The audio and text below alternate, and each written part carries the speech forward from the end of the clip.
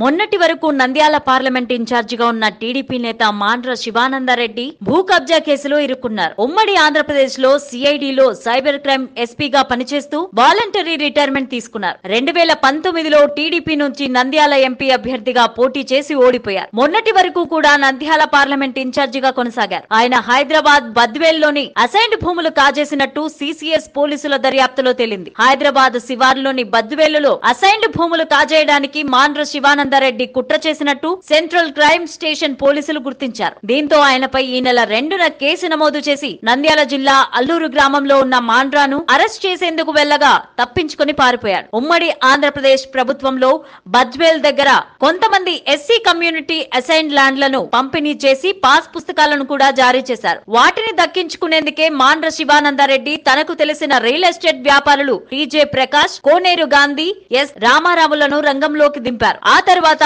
Assigned పట్టాదారులకు నామమాత్రంగా చెల్లించి 26 ఎకరాల భూములను తన కంపెనీల పేరుతో రిజిస్టర్ చేయించుకోవడంతో పాటు రాత్రికి రాత్రే అనుమతి జీవోను తెచ్చినట్టుగా సిసిఎస్ పోలీసులు విచారణలో వెల్లడైంది. ఒక మెమో ద్వారా అసైన్డ్ భూముల స్వభావాన్ని ఆయన మార్చారని తేలింది. దీంతో సిసిఎస్ అధికారులు మాండ్ర శివానందరెడ్డిని అరెస్ట్ చేసేందుకు నంద్యాల జిల్లా ఆళ్లూరు వెళ్తే పోలీసుల కళ్లు కప్పి పరారయ్యారు. మొత్తం మీద అసైన్డ్ భూములు కాజేసిన ఆయన తీరుపై అటు టీడీపీ నేతల్లోనూ స్థానిక ప్రజల్లోనూ తీవ్ర చర్చనీయాంశమైంది.